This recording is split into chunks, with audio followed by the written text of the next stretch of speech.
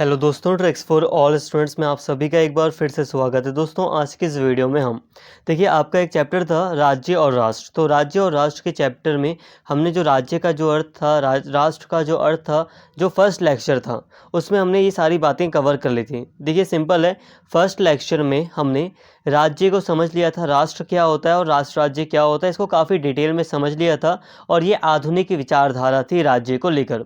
तो कुल मिलाकर राज्य की आधुनिक विचारधारा को हमने पढ़ लिया था। अब हम आज के इस वीडियो में बात करेंगे जो कि काफ़ी ज़्यादा इम्पॉर्टेंट है कि प्राचीन भारत में राज्य का क्या मतलब था, राज्य का क्या स्वरूप था, राज्य किस तरह कार्य करता था, राज्य के क्या कार्य थे, राज्य का मतलब क्या था।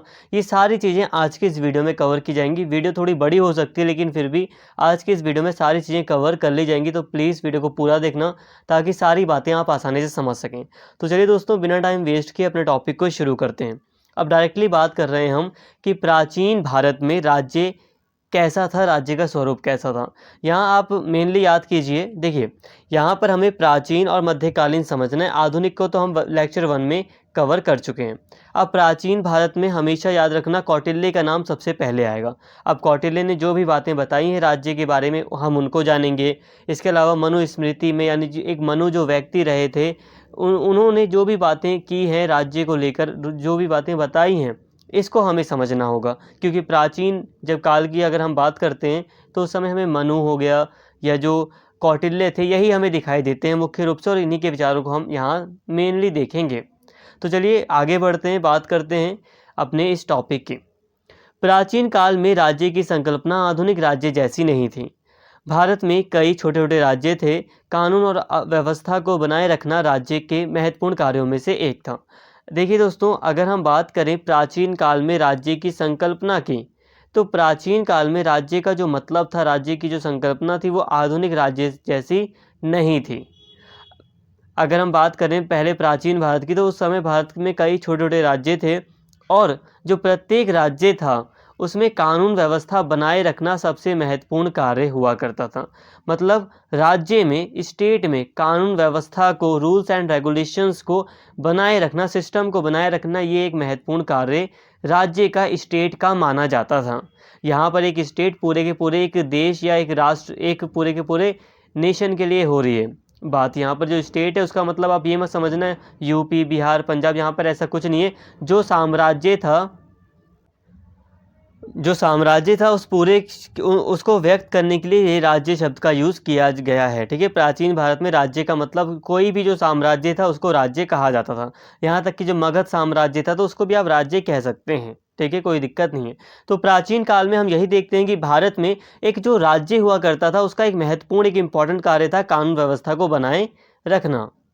प्राचीन भारत में लोगों की सुरक्षा से अधिक या कम से कम महत्वपूर्ण धर्म राजनीति की सामान्य अवधारणा का एक अनिवार्य पहलू था। देखिए दोस्तों, प्राचीन भारत की अगर हम बात करें तो सबसे जो महत्वपूर्ण कार्य था वो सुरक्षा था, और जो धर्म था वो राजनीति से जुड़ा हुआ था। यहाँ पर अभी हम धर्म को और अच्छे से समझेंगे, आगे बढ़ते हैं। अभी देखो सारी बातें होंगी, बस आप वीडियो को पूरा देखिए। यह लोगों द्वारा चुना गया राज्य नहीं था, लेकिन यह निश्चित रूप से एक ऐसा राज्य था जो अस्तित्व में था तथा सभी धर्मों के कल्याण की परवाह करता था। राजा पवित्र कानून के संरक्षक के रूप में माना जाता था, जिसका कर्तव्य धर्म को बढ़ावा देना, नैतिकता को प्रोत्साहित करना और शिक्षा का संरक्षण करना था। इसलिए शतपथ ब्राह्मण में उन्हें धर्मपति कहा गया है। देखिए दोस्तों, प्राचीन भारत में हम यही देखते हैं कि जो स्टेट हुआ करता था, जो राज्य हुआ करता था, उसका एक सबसे बड़ा महत्वपूर्ण कार्य था धर्म के मार्ग पर चलना। देखो, राज्य को कंट्रोल करने वाली जो चीज़ थी वो यही थी कि धर्म, राजा जो होगा वो धर्म के साथ जुड़ा हुआ था। पूरा का पूरा जो राज्य था वो धर्म के साथ जुड़ा हुआ था। और धर्म का मतलब, यहाँ पर धर्म का मतलब था नैतिकता, कर्तव्य। ठीक है, ड्यूटीज से आप जोड़ सकते हो। तो राज्य का धर्म था कि प्रजा की रक्षा करे, राज्य या राजा का धर्म था कि वो प्रजा की पूरी तरह सुरक्षा करे या शांति वगैरह बनाए रखे। तो मतलब ये था कि धर्म के आधार पर मतलब राजनीति की जाती थी। और यहाँ पर प्राचीन काल में हम धर्म को ऑलरेडी कई वीडियोस में हम पढ़ चुके हैं कि धर्म का मतलब यहाँ पे नैतिक भावना है, कर्तव्य है। ठीक है, आज के जैसा धर्म नहीं है। धर्म का मतलब कर्तव्य है, ड्यूटीज़ है कि हमें हमारा जो कर्तव्य है, हमारा जो कर्म है, उसके आधार पर हमें काम करना है। तो राज्य की धारणा के साथ धर्म गहराई से जुड़ा हुआ था। ठीक है। राजा पवित्र कानून के संरक्षक के रूप में माना जाता था। राजा वो व्यक्ति माना जाता था जो कानून व्यवस्था को बनाए रखेगा, कानून की सुरक्षा करेगा। और सिंपल सी बात है, राजा का ये कर्तव्य था कि वो धर्म को बढ़ावा देगा।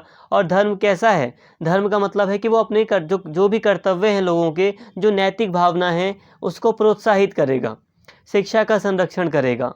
ये शतपथ ब्राह्मण क्या है यहाँ पे, आप इसे समझिए।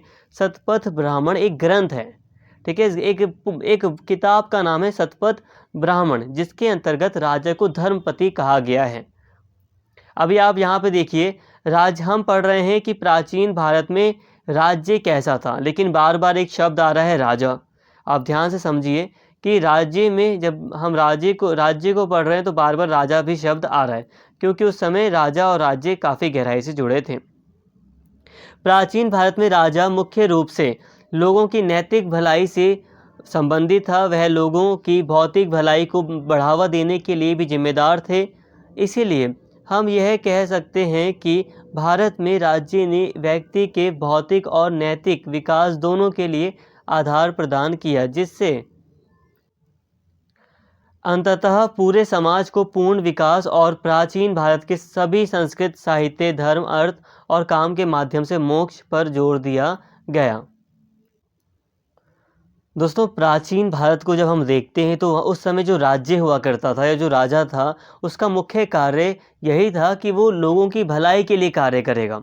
वो जितने भी काम करेगा उससे नैतिक भावना जुड़ी होगी, एक अच्छी भावना जुड़ी होगी। नैतिक का मतलब होता है एक अच्छी भावना, एक भलाई से संबंधित जो कार्य हैं वही राजा को करने होते थे।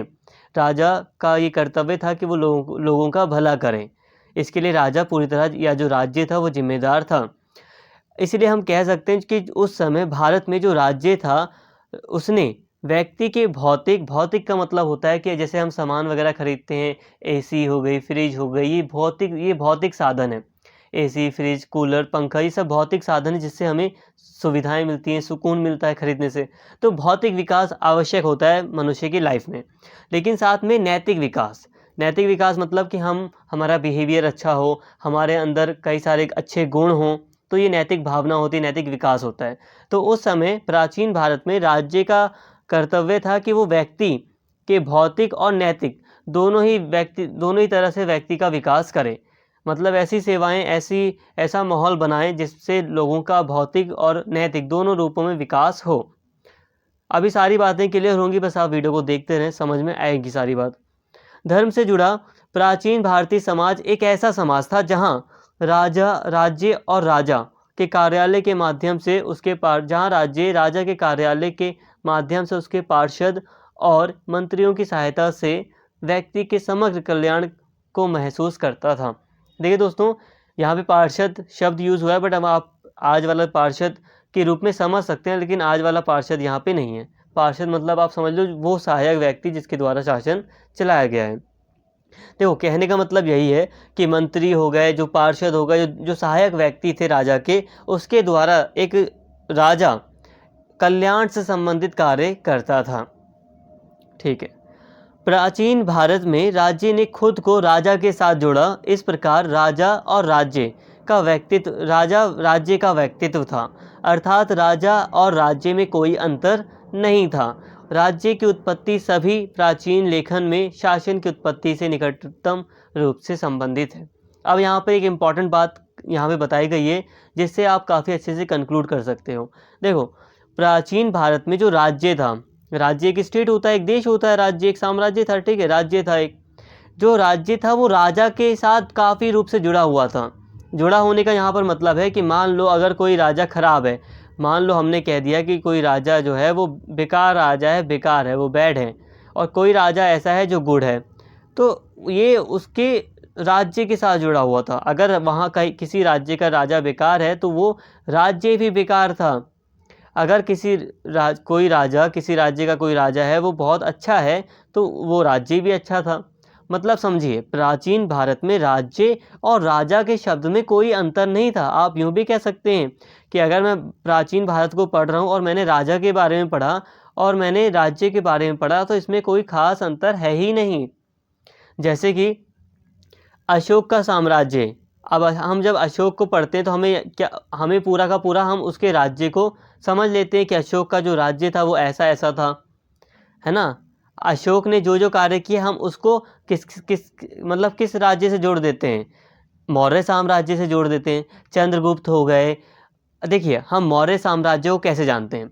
जो मौर्य साम्राज्य था, मैं एग्जांपल दे रहा हूँ आपको, मौर्य साम्राज्य की यहाँ ज़रूरत नहीं है बताने को, लेकिन फिर भी एग्जांपल दे रहा हूँ। देखो, मौर्य साम्राज्य को हम कैसे जानते हैं। हम जब भी मौर्य साम्राज्य का नाम आता है तो हम याद करते हैं अशोक को। इससे भी पहले हम याद करते हैं चंद्रगुप्त मौर्य को, याद करते हैं हम चंद्रगुप्त मौर्य को। तो यहाँ पर हम कहने का मतलब है दोस्तों कि जो राज्य था, जैसे कि यहाँ पे मैंने आपको बताया कि जो मौर्य राज्य था या कोई भी जो राज्य था प्राचीन भारत में, वो राजा से काफ़ी निकट रूप से जुड़ा हुआ था। राज्य और राजा में कोई अंतर नहीं समझा गया प्राचीन भारत में। राजा जो करता था वही राज्य के कार्य माने जाते थे।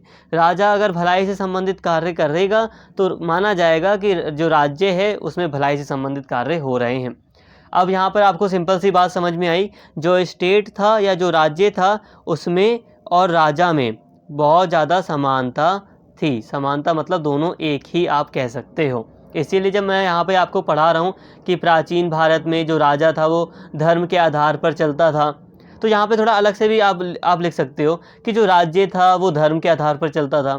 अब यहाँ पे मैंने आपको मतलब पिछली वीडियोज़ में, पहले की वीडियोज़ में मैंने आपको पढ़ाया है कि जो राजा था उसे धर्म के आधार पर ही चलना होता था। धर्म ब्राह्मण उसे बताते थे कि तुम्हारा धर्म ये है, या उसे अब अपना धर्म पता होता था, उसको उसे पता रहता था कि मेरा धर्म है कि प्रजा की मुझे रक्षा करनी है, चाहे मुझे अपने प्राण ही ना देने पड़े। तो ये राज्य का धर्म आप कह सकते हो कि राज्य का धर्म था कि राज्य पूरी तरह अपनी प्रजा की रक्षा करेगा। मतलब यही है कि यहाँ पे राजा चाहे कुछ भी करे या राज्य के द्वारा कुछ भी हो, पूरा का पूरा यहाँ पे हम प्राचीन भारत के राज्य को ही देख रहे हैं। तो यहाँ तक आपको काफ़ी बेटर तरीके से समझ में आया होगा। राज्य की अगर हम बात करें उत्पत्ति की, तो सभी प्राचीन लेखन में शासन की उत्पत्ति से निकटतम रूप से जुड़ी है, चाहे वह मनु का दिव्य सिद्धांत उत्पत्ति का सिद्धांत हो या कौटिल्य का सामाजिक अनुबंध का सिद्धांत हो। कहने का मतलब यही है कि जो सरकार थी, सरकार क्या थी, राजा ही था। राजा ने जो कहा वही तो सरकार का शब्द है। हालांकि उसके ऊपर भी बाउंडेशन थी थोड़ी बहुत, लेकिन फिर भी शासन या सरकार क्या है, शासन कह लो सरकार कह लो, ये क्या है, ये एक तरह से आप इसे राजा भी कह सकते हो कि राजा ने जो कहा वही सरकार का नियम है, सरकार का वही मतलब आदेश है। तो यहाँ पे कहा जा रहा है कि राज्य की उत्पत्ति हमेशा ही प्राचीन भारत में हम देखते हैं कि राज्य का जो उत्पत्ति है वो शासन से जुड़ी हुई है। जहाँ पर कोई शासन नहीं वहाँ पर राज्य नहीं।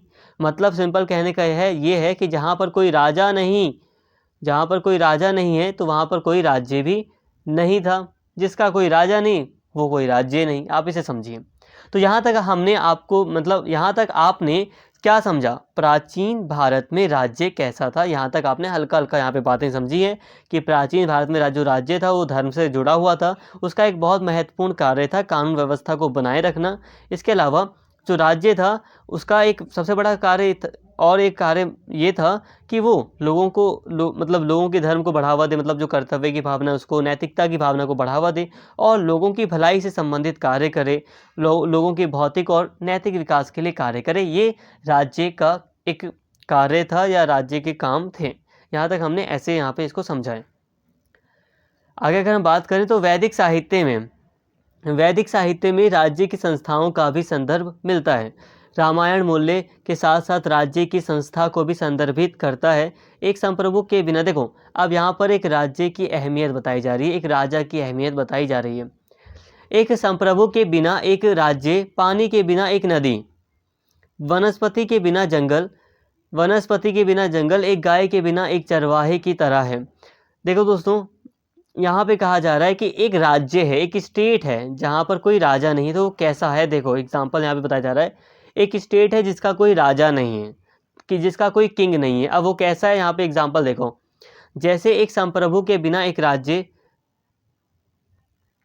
जैसे आप जानते हो, समझिए कुछ खुद यहाँ पर एक चीज़ को, कोई स्टेट है जहाँ पर एक व्यक्ति, एक कोई प्रमुख व्यक्ति नहीं है, अब उसका क्या होगा समझ सकते हैं आप। मान लो पाकिस्तान है, वहाँ पर मान लो अफ़गानिस्तान ही है। आज आप देखो अफ़गानिस्तान में तो अभी तालिबान प्रमुख है, मान लो कुछ भी गृह युद्ध वगैरह फिर से बढ़ जाए वहाँ पर, और ऐसी स्थिति आ जाए जब वहाँ पर कोई प्रमुख व्यक्ति ना हो, एक संप्रभु व्यक्ति ना हो, तो उस राज्य, उस स्टेट का क्या होगा। वैसे भी आजकल आप देख सकते हो वहाँ पे कभी भी एक पूरी तरह अभी संप्रभु व्यक्ति नहीं रहा। एक सरकार भी थी अभी, लोकतांत्रिक सरकार जिसे स्थापित किया गया था, तो पूरी तरह मतलब संप्रभु या सबसे बड़ी ताकत नहीं थी अफगानिस्तान में। तो उसकी स्थिति कैसी थी, दंगे फसाद हुए, लड़ाई झगड़े हुए, आतंकवाद बढ़ा काफ़ी। तो मतलब क्या हुआ, गृह युद्ध वगैरह की समस्या हुई, बहुत सारी चीज़ें हैं। मतलब ये है कि सस्टेनेबिलिटी नहीं रही। एक राज्य मतलब एक संप्रभु के बिना एक राज्य बेकार है, यूँ कह सकते हो कि मतलब सही नहीं है। इसके अलावा यहाँ पे एग्जांपल दिया जा रहा है, एक पानी के बिना नदी। अब यहाँ पे आप इमेजिन कीजिए कि एक पानी के बिना नदी कैसी लगेगी। आप एक दिन मान लीजिए अपने पेरेंट्स के साथ नदी देखने गए और वो नदी सूख गई है, और आप पूछ रहे हैं पापा ये नदी है, या आप किसी पेरेंट्स के साथ मतलब पेरेंट्स के साथ गए तो आप पूछ रहे हैं कि क्या ये नदी है, और आपके फादर या आपके पेरेंट्स कह रहे हैं हाँ ये नदी है, यहाँ पे बस सूख गई है ये, अब यहाँ पे इसमें पानी नहीं रहता, लेकिन हाँ ये नदी है। तो आप कहेंगे जब पानी रहता ही नहीं तो ये किस बात की नदी। सभी व्यक्ति यही कहेगा कि जब पानी नहीं है तो वो नदी कैसी। तो आप खुद इमेजिन कीजिए कि जहाँ पर पानी नहीं तो वो नदी नहीं है, तो उसी तरह एक जहाँ पर राजा नहीं है तो क्या वो राज्य सही मायने में वो राज्य हो सकता है। इसके अलावा यहाँ पे कहा जा रहा है बिना वनस्पति के जंगल। आप खुद सोचो, बिना पेड़ पौधों के कोई जंगल हो सकता है, बिना घास फूस के कोई जंगल हो सकता है। एक बड़ा सा खेत है, एक बड़ा सा खेत है जहाँ पे घास वास कुछ नहीं मतलब कुछ उगी नहीं है, और आपसे कोई कहे भाई ये देख जंगल, तो क्या आप मानोगे बिना वनस्पति कोई जंगल नहीं हो सकता। ना पेड़ पौधे तो होंगे तभी तो हम उसे जंगल कहेंगे। एक गाय के बिना एक चरवाहा है जो बिना किसी जानवर के घूम रहा है, आप उसे चरवाहा मानोगे नहीं। तो यहाँ पे कहने का मतलब है कि जहाँ पर राजा नहीं वो राज्य नहीं।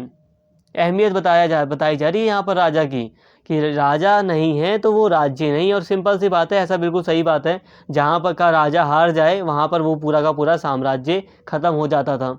आप हिस्ट्री देख सकते हैं, जिसका कोई राज्य नहीं होता था, मतलब जिसका कोई राजा नहीं होता था, राजा मर जाता था तो पूरा राज्य खत्म, या वो दूसरे के कैप्चर में आ जाए।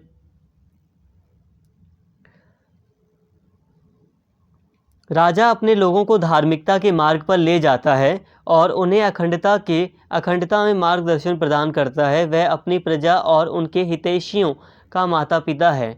राजा अच्छे और बुरे को समझते हुए अपने राज्य की रक्षा करता है, और उनसे वंचित देश अंधेरे में डूब जाते हैं। मतलब अगर कोई देश जहाँ पर राजा नहीं है तो वो अंधेरे में डूब जाते हैं।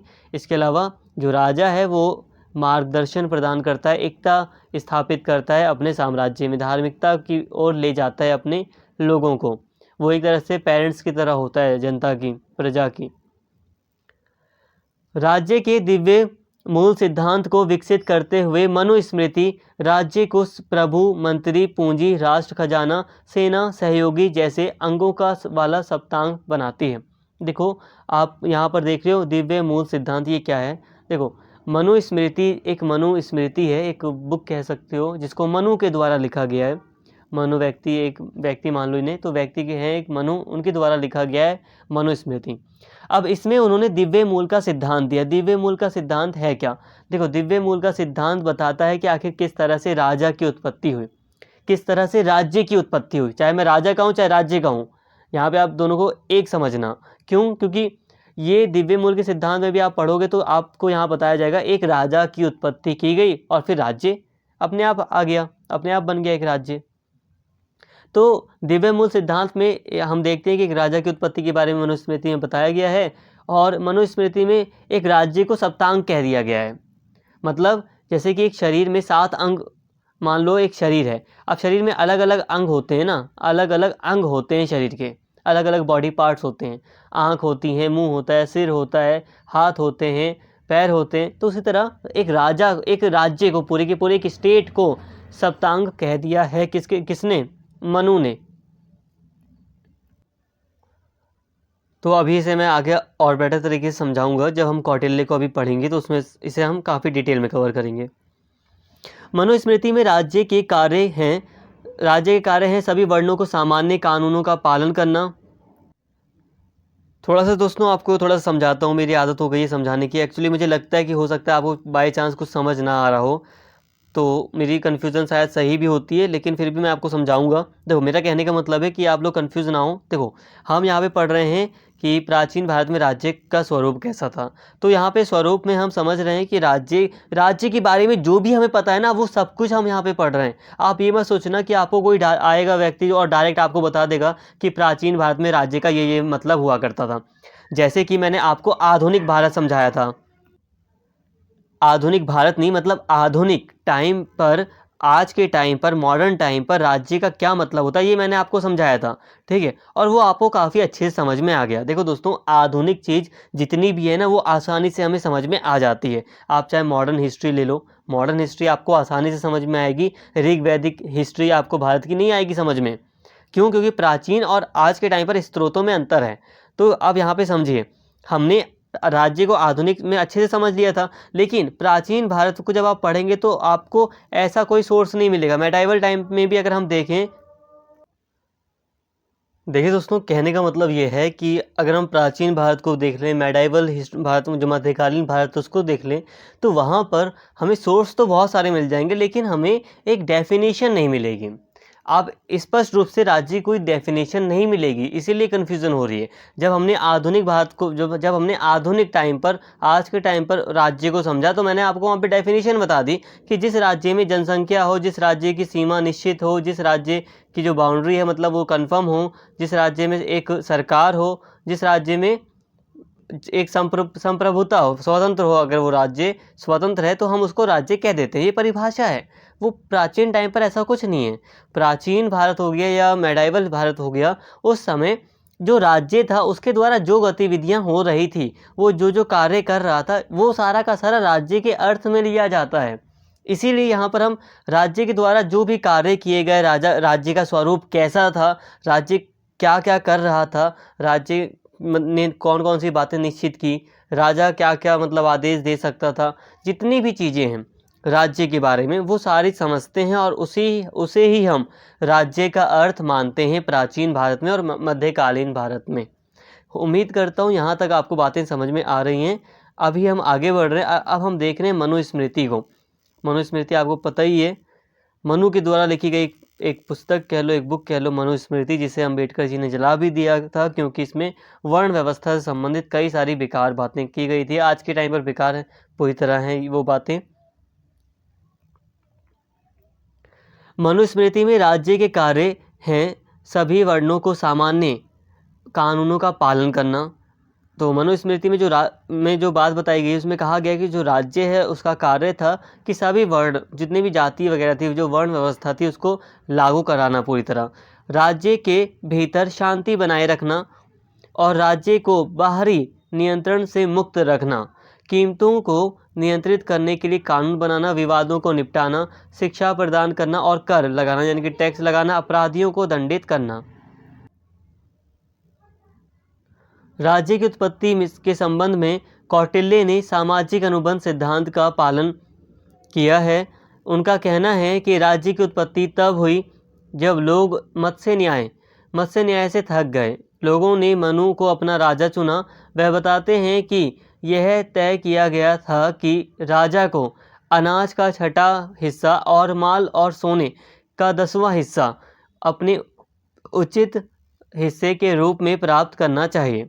इस तरह एकत्र किए गए राजस्व से राजा को प्रजा की सुरक्षा और कल्याण सुनिश्चित करने में मदद मिलेगी। अब अगर हम राज्य की उत्पत्ति की बात करें, राज्य की उत्पत्ति किस तरह से हुई, अगर हम कौटिल्य के अकॉर्डिंग बात करें, तो कौटिल्य ने एक सामाजिक अनुबंध का सिद्धांत दिया है।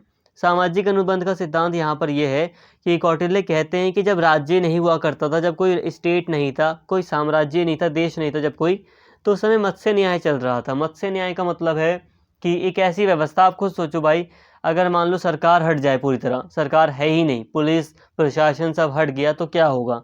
तो उस समय वो बताते हैं कौटिल्य कि मत्स्य न्याय का दौर चल रहा था, जिसमें एक बड़ी मछली छोटी मछली को खाने का प्रयास करती है। मतलब एक बलशाली मनुष्य छोटे मनुष्य को सताने लगता है, परेशान करता है, और ऐसे ही पूरा जो देश, पूरा जो मतलब मतलब जितने भी लोग थे, जितने भी समुदाय थे, मतलब समुदाय तो नहीं थे, जितने भी लोग थे सब के सब परेशान थे। मत्स्य न्याय का दौर चल रहा था। फिर सभी ने रिक्वेस्ट की भगवान से, और भगवान ने फिर मनु को मतलब चुना था, और फिर सभी व्यक्ति ने मनु को राजा चूज किया। हालांकि भगवान वगैरह को 1 मिनट आप थोड़ा साइड रखें। यहाँ पर आप बस इतना ध्यान दें कि मत्स्य न्याय का सिद्धांत कौटिल्य ने दिया है, और उन्होंने कहा कि मनु को राजा चुना जाता है। और यहाँ पे राजा को अनाज का छठा हिस्सा, मतलब यह है कि राजा को टैक्स देने की भी बात की गई है। देखिए दोस्तों, कंफ्यूज नहीं होना है, आपको सिंपल सी बात समझनी है कि जो मनु है, मनुस्मृति का लेखक वो मनु है, ठीक है। मनुस्मृति मनु के द्वारा लिखी गई है। यहाँ पे मनुस्मृति में अलग अलग बातें हमें मिलती हैं, लेकिन कौटिल्य मनु को ही राजा कह देते हैं। कई सारे सोर्स बताते हैं कि मनु को ही पहला राजा चूज किया गया था, लेकिन आप कंफ्यूज हो जाओगे, इसलिए मैं डिटेल नहीं जा रहा। आपको बस इतना समझना है, सिंपल सी बात है, चाहे तो आप रट लो कि कौटिल्य ने सामाजिक अनुबंध का सिद्धांत दिया, जिसमें कौटिल्य ने कहा कि मत्स्य न्याय चल रहा था, लड़ाई झगड़े हो रहे थे, बड़ी जो ताकतवर मछली थी वो छोटे जो लोग थे, मतलब छोटी मछली यानी कि कमज़ोर लोग, उसको सता रहे थे, परेशान कर रहे थे। बहुत ज़्यादा मतलब अशांति अव्यवस्था फैली हुई थी। और उस समय फिर मनु को लोगों के द्वारा राजा चुन लिया जाता है, और फिर सभी लोग तय करते हैं कि हम मनु को अब इतना इतना हिस्सा, अपने अनाज का इतना हिस्सा, हमारे जो सोना होगा हमारे पास उसका देंगे, और इस हिस्सा लेकर मनु हमारी रक्षा करेगा। इस तरह एक टैक्स प्रणाली का भी मतलब विकास हुआ, और राजा की उत्पत्ति हुई, और इसी से फिर राज्य बना। आप समझ में आया? कौटिल्य ने राज्य की उत्पत्ति के बारे में ये सारी बातें की, तो यहाँ पे आपको ये समझ में आ गया होगा। अब हम बात कर रहे हैं कि कौटिल्य का सप्तांग सिद्धांत क्या था। कौटिल्य ने राज्य के बारे में सप्तांग सिद्धांत दिया है। आप कौटिल्य का सप्तांग सिद्धांत क्या है इसे समझिए। देखो, फिर से मैं यहाँ पे आपको एक्सप्लेन करता हूँ अच्छे से। देखिए, एक मनुष्य होता है, उसके कई सारे बॉडी पार्ट्स होते हैं, अलग अलग अंग होते हैं। उसी तरह यहाँ पर कौटिल्य ने भी एक राज्य को मनुष्य का रूप दे दिया है, ताकि राज्य अच्छे से मतलब समझा जा सके राज्य को। कौटिल्य ने कहा कि स्वामी एक 7 अंग होते हैं। पहला स्वामी, दूसरा अमात्य, तीसरा सुहृदय, चौथा जो है कोश है, और फिर 5वां सेना है। उसके बाद दूसरे हैं, अभी हम उन्हें समझेंगे। फिर एक 7वां है जनपद वगैरह, ठीक है, ये है। अब यहाँ पे जो पहला जो अंग है राज्य का वो है स्वामी। अब स्वामी क्या है? स्वामी है यानी कि राजा ही है। स्वामी का मतलब राजा ही है। और ये क्या है? ये राजा जो होता है वो सिर होता है। किसी मनुष्य का जैसे सिर होता है ना, तो उसी तरह एक राज्य का सिर होता है राजा। जो ये सर है वो क्या है? राजा है ये, ठीक है, ये क्या है? राजा। और इसकी जो आँखें हैं ये हैं अमात्य। अमात्य मतलब मंत्री। इसकी जो आँखें हैं वो हैं मंत्री। इसके अलावा सुहृदय, इसके जो कान है, यहाँ पे जो कान होंगे भाई, अब मैं बना नहीं पा रहा हूँ, यहाँ पे जो कान है इसके, वो इसके सुहृदय हैं यानी कि मित्र हैं। कोश, राजा का जो कोश है वो उसका मुख है।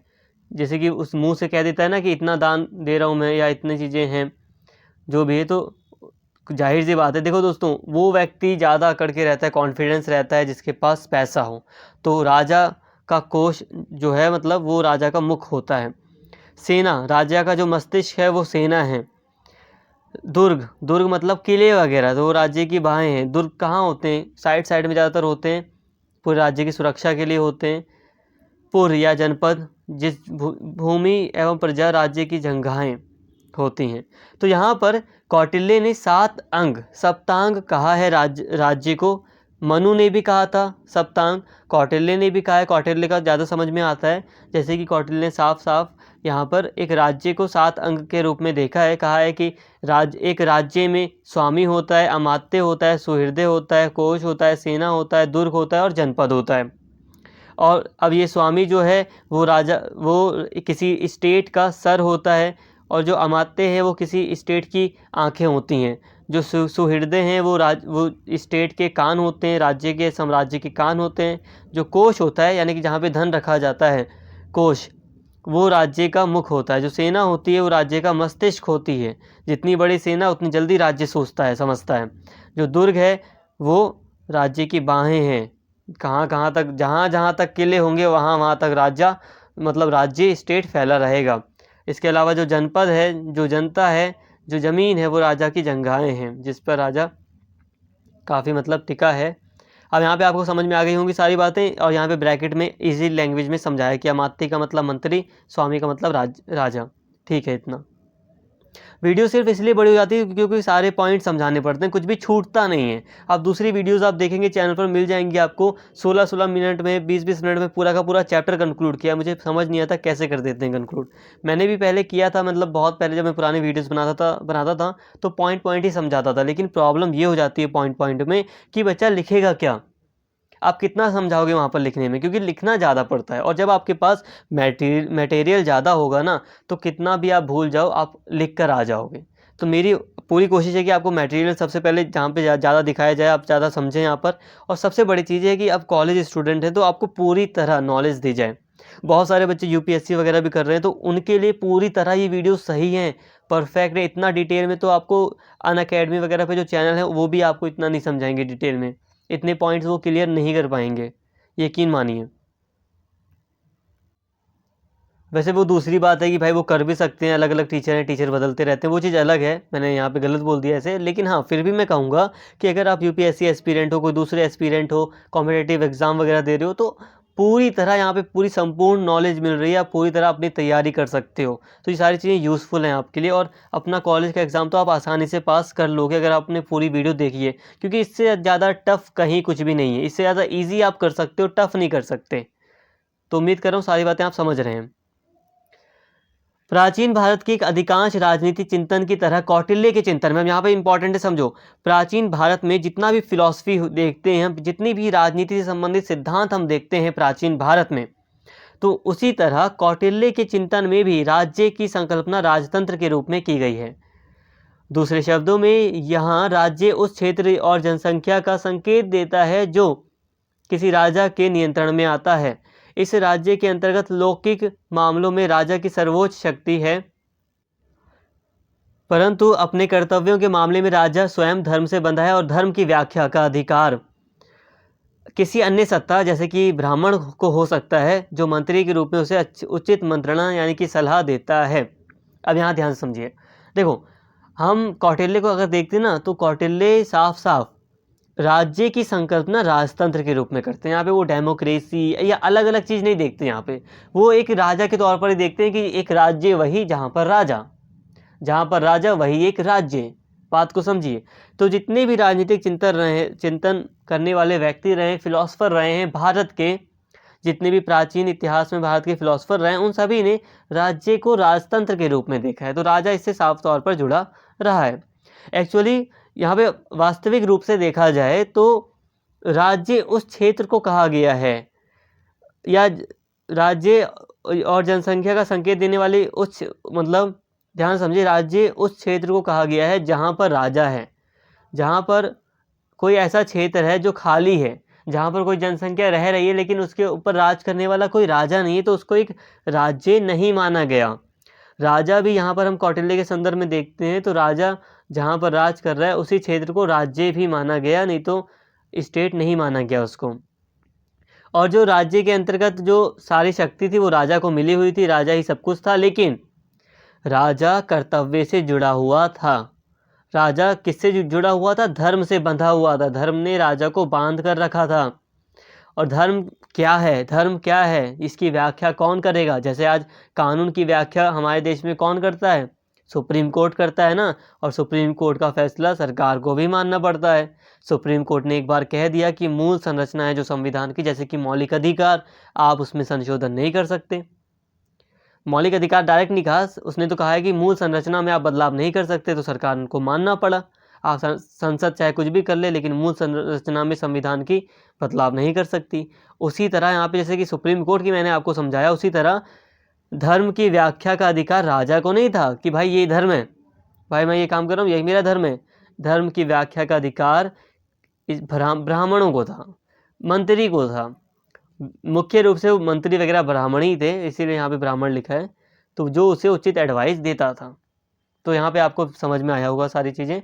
अब कौटिल्य ही आगे देख कहते हैं कि राज्य के हित के सामने वे कहीं कहीं नैतिकता की सिद्धांत को भी परे रख देते हैं। देखो दोस्तों, जब हम कौटिल्य को पढ़ते हैं राज्य के संदर्भ में, तो हम देखते हैं कि कौटिल्य ने राज्य को कहा कि वो जो राजा है वो धर्म से जुड़ा हुआ है, लेकिन साथ में आप पाओगे कि कौटिल्य ने कहीं कहीं पे कहा है कि राज्य के हित की सुरक्षा के लिए हमें नैतिक भावना को भी दूर रख देना चाहिए। अगर हमें लगता है कि नैतिक भावना को दूर रखने से भी राज्य की सुरक्षा हो रही है, तो हमें वही कार्य करना चाहिए।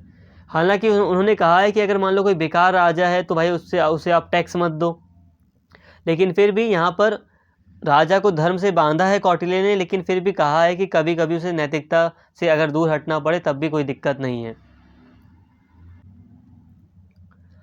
कौटिल्य ने राजा का कार्य क्षेत्र इतना विस्तृत रखा है कि उसने राज्य की संपूर्ण संस्थाओं को मनुष्य के आध्यात्मिक, सांस्कृतिक और आर्थिक कल्याण का साधन बना दिया है। कौटिल्य ने राज्य को न केवल धर्म के संरक्षण के लिए उत्तरदायी ठहराया है, बल्कि उसे पति पत्नी, पिता पुत्र, भाई बहन, गुरु शिष्य इत्यादि के संबंध की पवित्रता की रक्षा का दायित्व भी सौंपा है।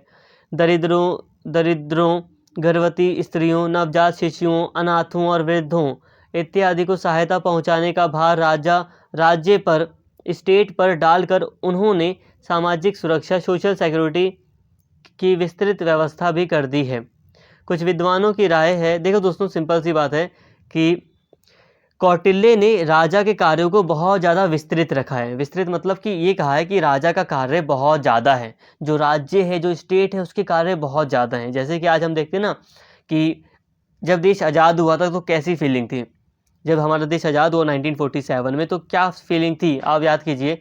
फीलिंग ये थी कि जो राजा मतलब जो सरकार आई है वो हमारा भला करेगी, वो हमें हमारी जो फूड से संबंधित जो दिक्कत है, खाने पीने से संबंधित जो दिक्कत है, वो उसको हल करेगी सरकार हमें अनाज बांटेगी, सरकार हमारा विकास करेगी, सरकार स्कूल खोलेगी, सरकार हॉस्पिटल बनाएगी, सरकार हमें सेवाएं प्रदान करेगी, हमारा विकास होगा। मतलब ये है कि अब हम गरीब नहीं रहेंगे, अब हमारा विकास होगा। ये कैसी धारणा थी? ये जब देश आज़ाद हुआ तो उसके बाद की धारणा थी। किससे? जनता ने उम्मीद लगाई थी अपनी सरकार से, है ना। मतलब ये कि सरकार को बहुत ज़्यादा कार्य करने थे। जब हमारा देश आज़ाद हुआ तो सरकार को बहुत ज़्यादा कार्य करने थे। ठीक उसी प्रकार यहाँ पर कौटिल्य ने जो भी बातें बताई हैं राज्य के बारे में, उसने उस समय राजा को बहुत सारे कार्य सौंप दिए थे। जैसे कि सरकार को बहुत सारे कार्य दिए गए थे कि सरकार को सामाजिक कल्याण से संबंधित, समाज के कल्याण या समाज की भलाई से संबंधित बहुत सारे कार्य करने थे भारत में, और आज भी हम देख रहे हैं सरकार के द्वारा किए जाते हैं। ठीक उसी प्रकार कौटिल्य ने राजा को बहुत सारे कार्य सौंप दिए। सिर्फ इतना नहीं कि भाई राजा ने बस प्रजा की सुरक्षा कर दी और राजा का काम हो गया, नहीं। कौटिल्य के राज्य के सिद्धांत में हम देखते हैं कि कौटिल्य ने राजा को कहा है कि वो समाज में जो संबंध है सभी के, उनकी पवित्रता को बनाए रखेगा। इसके अलावा जो दरिद्र लोग हैं, जो गर्भवती स्त्रियां हैं, जो नवजात शिशु हैं, इनकी सुरक्षा देखेगा, इनको सहायता देगा। जो बूढ़े बुजुर्ग जो लोग हैं उनको सहायता देगा। और सोशल सिक्योरिटी, सोशल यानी कि समाज में सुरक्षा प्रदान करेगा। अगर खाने पीने की दिक्कत है तो वो देखेगा, सहायता प्रदान करेगा। मतलब इलाज वगैरह के लिए भी कई सारी चीज़ें इसने यहाँ पर बताई हैं, बहुत सारी चीज़ें हैं, कई सारे कार्य सौंपे हैं। जनता की भलाई से संबंधित भी बहुत सारे कार्य हैं। इसके अलावा इन्हीं सब तथ्यों के आधार पर कुछ विद्वानों की राय है कि कौटिल्य की राज्य व्यवस्था आज के कल्याणकारी राज्य, जैसे आज हम कल्याणकारी वेलफेयर स्टेट की बात करते हैं ना, जो देश की जनता के लिए भलाई से संबंधित कार्य करे, की संकल्पना के अनुरूप है। तो उसी तरह बहुत लोग मानते हैं कि कौटिल्य एक कल्याणकारी राज्य की बात करता है, जो कि लोगों की भलाई करेगा। इसमें नागरिकों के बाल्यकाल से लेकर वृद्धा काल, यानी कि बचपन से लेकर जब तक वो वृद्ध होंगे, बुजुर्ग होंगे, तब तक संपूर्ण जीवन की देखरेख की व्यवस्था राज्य को करनी थी, एक स्टेट को करनी थी। तो दोस्तों यहाँ तक हमने बात कर ली प्राचीन भारत के कॉन्टेक्स्ट में। हमने यहाँ पे सारी बातें कर ली कि प्राचीन भारत में राज्य का स्वरूप कैसा था। इसको हमने काफ़ी डिटेल में कवर कर लिया है।